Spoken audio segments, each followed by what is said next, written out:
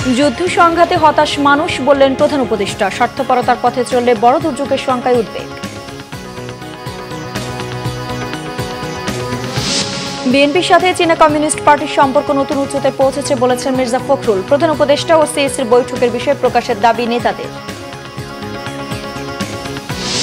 জনগণের অংশগ্রহণ ছাড়াই নির্বাচনের মামলায় আবারও 4 দিনের রিমান্ডে সাবেক সিএসি নুরুল হুদা। মামলায় নতুন ধারা যোগ।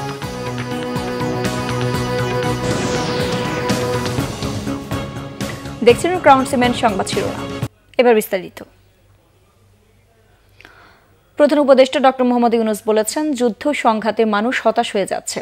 এতে বিশ্ব এগিয়ে যাওয়ার বদলে পিছিয়ে পড়ছে। নতুন বিশ্ব গড়ার স্বপ্ন দেখার আহ্বান জানিয়ে পৃথিবীকে বদলে দিতে সকল জাতিকে ভূমিকা রাখার আহ্বান জানান ডক্টর ইউনূস। তিনি বলেন, স্বার্থপরতার ভুল পথে হাঁটা বড় দুর্যোগ বয়ে আনবে। স্বাবলম্বী হওয়ার উপায় সামাজিক ব্যবসা উল্লেখ করে পুরো বিশ্বে নতুন সভ্যতা গড়ার কথা জানান প্রধান উপদেষ্টা। বিস্তারিত জানাচ্ছেন সিকান্দার রেমান। 15তম সামাজিক ব্যবসা দিবস উপলক্ষে আশুলিয়ার জিরাবোর সামাজিক কনভেনশন সেন্টারে ইউনূস সেন্টার আয়োজিত দুদিনব্যাপী কর্মসূচির উদ্বোধন অনুষ্ঠানে যোগ দেন প্রধান উপদেষ্টা ডক্টর মোহাম্মদ ইউনূস। দেশি বিদেশি আমন্ত্রিত অতিথিদের সাথে নিয়ে গ্রামীণ কোলেডোনিয়ান কলেজ অব নার্সিংয়ের শিক্ষার্থীদের সাংস্কৃতিক পরিবেশনা উপভোগ করেন ডক্টর মোহাম্মদ ইউনূস। প্রধান অতিথির বক্তব্যে সামাজিক ব্যবসা নতুন বিশ্ব গড়ার অন্যতম নিয়ামক দাবি করে সামাজিক ব্যবসা প্রসারে গ্রামীণের নেয়া নানা উদ্যোগে বিগত সরকারের দেয়া বাধার কথা তুলে ধরেন doctor Mohammad Yunus.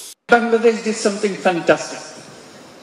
Despite all the gloomy world, they have done amazing things. Young people came out. They said enough is enough. Get out. They gave their life. They moved the country from extreme darkness to the bright light. And that's the young people. তরুণ প্রজন্ম দেশকে গভীর অন্ধকার থেকে বের করে এনেছে উল্লেখ করে নতুন পরিকল্পনা নিয়ে সবাইকে কাজ শুরু করার আহ্বান জানান প্রধান উপদেষ্টা। The social business nursing college. Suddenly it becomes very powerful. And suddenly others become interested and want to be associated with it. And it becomes an important institution by itself. Just one little idea, that's all. There are many nursing colleges around the world. But this one is a special. And it could be done in thousands of it. It makes economic sense. স্বার্থপরতার ভুল পথে হাঁটলে বিশ্ব সভ্যতায় দুর্যোগ নেমে আসবে বলেও মন্তব্য করেন তিনি। বলেন, স্বাবলম্বী হতে যুক্ত হতে হবে সামাজিক ব্যবসায়। সামাজিক ব্যবসা শুধুমাত্র যে দারিদ্র্য বিমোচনের কথা বলে তা কিন্তু নয়। এই সামাজিক ব্যবসা বাংলাদেশ সহ সারা বিশ্বে এমন একটি ধারণার উদ্ভাবন করেছে যে ধারণার মাধ্যমে সংঘাতের পথ পরিহারের কথাও বলে। সারা বিশ্বে যে যুদ্ধ বিগ্রহ চলছে এর বিপরীতে সামাজিক ব্যবসার মাধ্যমে ঐক্যবদ্ধতাই প্রমাণ করে। সিকান্দার রেমান, বাংলা ভিশন, জিরাবো, সাভার, ঢাকা। বিএনপির সাথে চীনের কমিউনিস্ট পার্টির সম্পর্ক এক নতুন উচ্চতায় পৌঁছেছে। অচিরেই দুটি রাজনৈতিক দলের মধ্যে বেশ কয়েকটি সমঝোতা স্মারক স্বাক্ষরিত হতে পারে বলে আশাবাদ ব্যক্ত করেছেন বিএনপির মহাসচিব মির্জা ফখরুল ইসলাম আলমগীর। শুক্রবার রাতে চীন সফর থেকে ফিরে শাহজালাল আন্তর্জাতিক বিমানবন্দরে সাংবাদিকদের এসব কথা বলেন তিনি। বিএনপির মহাসচিব বলেন, দলের ভারপ্রাপ্ত চেয়ারম্যান তারেক রহমানকে চীনের কমিউনিস্ট পার্টির পক্ষ থেকে আমন্ত্রণ জানানো হয়েছে। এছাড়া এই সফরে কমিউনিস্ট পার্টির নীতি নির্ধারণী ফোরাম ও বিদেশ বিষয়ক কমিটির সাথে আলোচনা হয়েছে বলে জানান ফখরুল। বলেন, এই সফর বিএনপি ও চীনের কমিউনিস্ট পার্টির সম্পর্ককে এক অনন্য উচ্চতায় নিয়ে যাবে। এ সময় চীনের প্রেসিডেন্ট শি জিনপিং এর নেতৃত্বে দেশটি দ্রুত গতিতে এগিয়ে যাচ্ছে মন্তব্য করে মির্জা ফখরুল ইসলাম বলেন, বৈশ্বিক রাজনীতিতে ভারসাম্য রক্ষায় গুরুত্বপূর্ণ ভূমিকা পালন করছে দেশটি। কমিউনিস্ট পার্টির আমন্ত্রণে 23 জুন চীন সফরে যায় বিএনপির 9 সদস্যের প্রতিনিধি দল। আমাদের দলের ভারপ্রাপ্ত চেয়ারম্যান তারেক রহমান সাহেবকে তারা দাওয়াত করেছেন এবং খুশি হয়েছেন যে তিনি এখন নেতৃত্ব দিচ্ছেন এবং আমরাও তাদেরকে দাওয়াত করেছি, তারা দাওয়াত গ্রহণ করেছেন এবং একটা পার্টির মধ্যে পার্টি টু পার্টির একটা 2 বছরের রাজনৈতিক ডায়ালগের জন্য, পলিটিক্যাল ডায়ালগের জন্য একটা MOU করার আলোচনা হয়েছে। এদিকে প্রধান উপদেষ্টা ও প্রধান নির্বাচন কমিশনারের বৈঠকের বিষয়গুলো জনগণের সামনে উত্থাপনের দাবি জানিয়েছেন বিএনপির স্থায়ী কমিটির সদস্য সালাউদ্দিন আহমেদ। শুক্রবার গুলশানের নিজ বাসায় সাংবাদিকদের সাথে মত বিনিময়ে এসব কথা জানান তিনি। বলেন, বিএনপির ধারণা ফেব্রুয়ারিতে নির্বাচন বিষয়ে আলোচনা হয়েছে তাদের। দলটি মনে করছে নির্বাচন সংক্রান্ত প্রস্তুতি সেপ্টেম্বরের মধ্যে নেওয়া সম্ভব। তিনি আরও বলেন, দেশের বর্তমান প্রেক্ষাপটে স্থানীয় সরকার নির্বাচন আয়োজনের সুযোগ নেই। এছাড়া জাতীয় নির্বাচন নিয়ে প্রায় সব দল একমত বলেও জানান সালাউদ্দিন আহমেদ। এ সময় তিনি প্রত্যাশা জানান নির্বাচন নিয়ে নিরপেক্ষতা বজায় রাখবে অন্তর্বর্তী সরকার।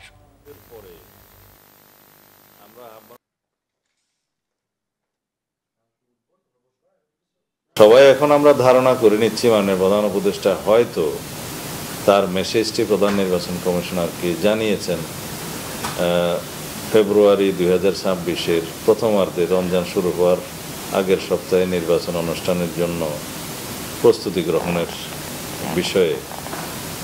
এটা আমাদের ধারণা, আমরা জানি না সত্যি সত্যি এটা উনি কমিউনিকেট করেছেন কিনা, এই পরামর্শ দিয়েছেন কিনা বা ইনস্ট্রাকশন দিয়েছেন কিনা। যদি উভয় পক্ষ থেকে বিষয়টি পরিষ্কার করা হয় জাতির সামনে, তাহলে আমরা আশ্বস্ত হব। রাষ্ট্রদ্রোহী মামলায় এবার 4 দিনের রিমান্ডের সাবেক সিইসি একেএম নুরুল হুদা। তার বিরুদ্ধে রাষ্ট্রদ্রোহ সহ নতুন করে 3টি ধারা যুক্ত হয়েছে। 4 দিনের রিমান্ড শেষে শুক্রবার আদালতে তোলা হলে দুপক্ষের আইনজীবীদের যুক্তিতর্ক শেষে নুরুল হুদার রিমান্ড মঞ্জুর করা হয়। রিপোর্ট ফররুক বাবুর। 2018 সালের সংসদ নির্বাচন ভোট গ্রহণের আগের রাতেই অনুষ্ঠিত হয়েছে, এমন অভিযোগ গোড়া থেকেই করে আসছে বিএনপি। এই অভিযোগে রাজধানীর শেরেবাংলানগর থানায় করা মামলায় দ্বিতীয় দফায় রিমান্ডে পাঠানো হয়েছে সাবেক সিইসি কেএম নুরুল হুদাকে।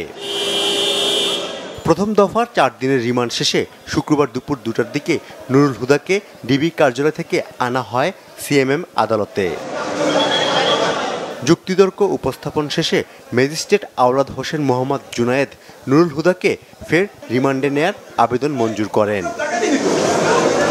2018 সালের বিতর্কিত নির্বাচনের পর তদন্ত কমিটির প্রতিবেদন প্রকাশ না করা বিতর্কিত নির্বাচনের নেপথ্যে কারা ছিল তা জানতেই সাবেক সিইসি নুরুল হুদাকে রিমান্ডে নেওয়া হয়েছে জানালেন আইনজীবীরা।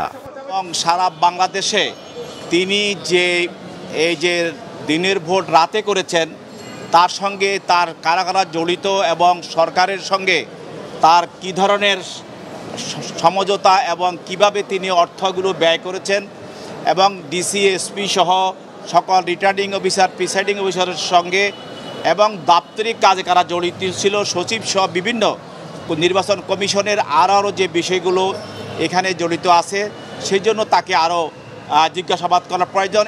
এদিকে মামলায় নতুন ধারা যুক্ত করা নিয়ে আপত্তি তুলেছেন আসামি পক্ষের আইনজীবীরা। যে ধারাগুলো দিয়ে প্রথমে মামলা শুরু হয়েছিল সকল ধারাগুলো কিন্তু জামিনযোগ্য ধারা ছিল। একদিনের মাথায় মামলার তদন্তকারী কর্মকর্তা উনি আবার নতুন করে একটা ধারা সংযোজনের আবেদন দিলেন। যেহেতু 3টা ধারা সংযোজন করলেন, এ জায়গায় 2টা ধারা আছে, একটা রাষ্ট্রদ্রোহ আর একটা হচ্ছে 120B যেটা ক্রিমিনাল কনস্পাইরেসি যেটা বলা আছে। এই 2টা ধারার জন্য একেবারে আইনের স্পষ্ট বিধান হচ্ছে গভর্নমেন্টের স্যাংশন লাগবে এবং ডিসি সাহেবের কাছ থেকে অনুমতি নিয়ে এই মামলা দায়ের করতে হবে। সরকারের পক্ষে একজন ব্যক্তি বা ব্যক্তির পক্ষে এই মামলা দায়ের করার আইনগত সুযোগ নাই। এই মামলায় 2024 সালের জাতীয় সংসদ নির্বাচন পরিচালনাকারী সিইসি কাজী হাবিবুল আওয়ালও রিমান্ডে আছেন। ফররুক বাবু, বাংলা ভিশন, ঢাকা। গেল 24 ঘন্টায় করোনায় মারা গেছেন 1 জন, ডেঙ্গুতে মারা গেছে আরও 2 জন। এদিকে ডেঙ্গুতে দ্বিতীয়বার আক্রান্ত ব্যক্তির শারীরিক ক্ষতির ঝুঁকি বেশি, তাই সাধারণ জ্বর 3 দিনের বেশি স্থায়ী হলে অবহেলা না করে ডেঙ্গু টেস্ট করার পরামর্শ দিয়েছেন চিকিৎসকরা। জটিলতা এড়াতে শরীরে জ্বর থাকা অবস্থায় পুরোপুরি বিশ্রামে থাকতে বলেছেন। দেশে জেলা উপজেলা পর্যায়ে ডেঙ্গু পরীক্ষার ব্যবস্থা থাকলে এ রোগে মৃত্যু কমিয়ে আনা সম্ভব বলে মনে করেন রোগতত্ত্ববিদরা। বিস্তারিত জানাচ্ছেন মোবাশ্বের আহমদ। ডেঙ্গু আক্রান্তের সংখ্যা বাড়ছে প্রতিদিনই। স্বাস্থ্য অধিদপ্তরের তথ্য মতে গত 7 দিনে সারা দেশে ডেঙ্গু আক্রান্ত হয়েছেন 2217 জন। এর মধ্যে ঢাকা দক্ষিণ সিটিতে আক্রান্ত হয়েছেন 285 জন আর ঢাকা উত্তর সিটিতে 190 জন। মৃত্যু হয়েছে 9 জনের। রোগতত্ত্ববিদেরা বলছেন বছরের এই সময়টাতে সাধারণ জ্বর ঠান্ডা কাশি বাড়ে, একই সাথে বাড়ে ডেঙ্গুর প্রকোপ। অনেকেই অবহেলা করে চিকিৎসা নিতে দেরি করেন, আর এতেই বাড়ে শারীরিক ক্ষতির ঝুঁকি। আমরা কিন্তু ডেঙ্গুতে মৃত্যুর সংখ্যা দেখছি, সেটা কিন্তু বাড়ছে। যারা ডেঙ্গু রোগে আক্রান্ত হয়েছেন কিন্তু এই মুহূর্তে তার গুরুতর অসুস্থ না, কিন্তু গুরুতর অসুস্থ হওয়ার ঝুঁকি আছে। বয়স বেশি যাদের আছে, তাকে যদি হাসপাতালে না রাখেন, ও কিন্তু রুজি রোজগারের জন্য কাজ করতে থাকবে, হ্যাঁ, ঘরের বাইরে গিয়ে কাজকর্ম করবে, কারণ সে তো অত গুরুতর অসুস্থ না। উনি যখন কাজ করতে হঠাৎ করে তার বাসায় রাতে ঘুমের মধ্যে কিংবা কর্মস্থলে হঠাৎ করে তারা মাথা অজ্ঞান হয়ে পড়ে যেতে পারে, তখন তাকে শেষ মুহূর্তে হাসপাতালে আনলে হয়তো তার অনেক ক্ষতি হয়ে যেতে পারে। ডেঙ্গুর 4টি উপধরনের মধ্যে কোনো ব্যক্তি যদি আলাদা ধরনে পরপর দুবার আক্রান্ত হন, তাতে জটিলতা বাড়ার আশঙ্কা থাকে। ডেঙ্গুর তো 4টা উপধরন আছে, 4টা সেরোটাইপ বলি আমরা। গত বছর যেইটা বেশি ছিল সেরোটাইপ নাম্বার 2। এখন যদি 2-এর বাইরে অন্যটা বেশি দেখা যায়, তাহলে কিন্তু আগে যারা 2তে আক্রান্ত হয়েছেন তারা আরেকটা দিয়ে আক্রান্ত হলেন। 3 বা 4 বা 1 দিয়ে যদি তারা আক্রান্ত হন, তার শরীরের শারীরিক যে ক্ষতিটা অনেক বেশি হওয়ার আশঙ্কা থাকে, গুরুতর হওয়ার আশঙ্কা থাকে। ডেঙ্গু পরীক্ষা দেশের উপজেলা পর্যায়ে স্বাস্থ্য কেন্দ্রগুলোতে পৌঁছে দেওয়ার তাগিদ দেন এই রোগতত্ত্ববিদ। জেলা হাসপাতালে রাখা যায়, তাহলে সে আর গুরুতর হয়ে ঢাকা আসতে হবে না। মোবাশ্বের আহমেদ, বাংলা ভিশন, ঢাকা। জামায়াতে ইসলামীর আমির ডাক্তার শফিকুর রহমান বলেছেন, আগামী রাজনীতি যেন ফ্যাসিবাদের জন্ম না দেয়, বরং জনপ্রত্যাশা পূরণ করে। শুক্রবার মৌলভীবাজার জেলা জামায়াতের সাবেক আমির দেওয়ান সিরাজুল ইসলাম মতলিবের কবর জিয়ারত ও তার পরিবারের সঙ্গে সাক্ষাৎ শেষে তিনি সাংবাদিকদের একথা বলেন। জামায়াত আমির বলেন, রাজনৈতিক দলগুলোকে দলের স্বার্থের ঊর্ধ্বে উঠে দেশ ও জনগণের জন্য কাজ করতে হবে। এ সময় উপস্থিত ছিলেন জামায়াতের কেন্দ্রীয় সহকারী সেক্রেটারি জেনারেল অ্যাডভোকেট এহসানুল মাহবুব জুবাইর ও জেলা জামায়াতের নেতাকর্মীরা। নতুন চাল ওঠার পরও বাজারে দাম চড়া। ঈদের আগে পরে চালের দাম বেড়েছে কেজিতে 6 থেকে 10 টাকা পর্যন্ত। সবচেয়ে বেশি দাম বেড়েছে সরু চালের। মোটা চালের দাম কেজিতে বেড়েছে 5 থেকে 6 টাকা। জিরা শাইল ও মিনিকেটের দাম বেড়েছে কেজি প্রতি 8 থেকে 10 টাকা। খুচরা ব্যবসায়ীরা জানিয়েছেন, দেশের প্রত্যন্ত এলাকার মোকামগুলোতেই চালের দাম বেড়েছে। ঢাকার ব্যবসায়ীদের দাবি, চালকল মালিকরা ঈদের পর কারবার চাঙ্গা হওয়ায় এই দাম বাড়িয়েছেন। বেশি দামে কেনার কারণে বেশি দামেই বিক্রি করতে হচ্ছে বলেও যুক্তি দোকানীদের। স্বস্তি নেই মাছের বাজারেও। মাছ কিনতে এসে বিপাকে পড়েছেন ক্রেতারা। বেড়েছে সব ধরনের মাছের দামও। সংবাদ শেষ করব ক্রাউন সিমেন্ট শিরোনামগুলো আরেকবার জানিয়ে। যুদ্ধ সংঘাত হতাশ মানুষ, বললেন প্রধান উপদেষ্টা। স্বার্থপরতার পথে চললে বড় দুর্যোগের সংখ্যায় উদ্বেগ। বিএনপির সাথে চীনা কমিউনিস্ট পার্টির সম্পর্ক নতুন উচ্চতায় পৌঁছেছে বলেছেন মির্জা ফখরুল। প্রধান উপদেষ্টা ও সিইসির বৈঠকের বিষয়ে প্রকাশের দাবি নেতাদের। জনগণের অংশগ্রহণ ছাড়াই নির্বাচনের মামলায় আবারও 4 দিনের রিমান্ডে সাবেক সিইসি নুরুল হুদা। মামলায় নতুন ধারা যোগ।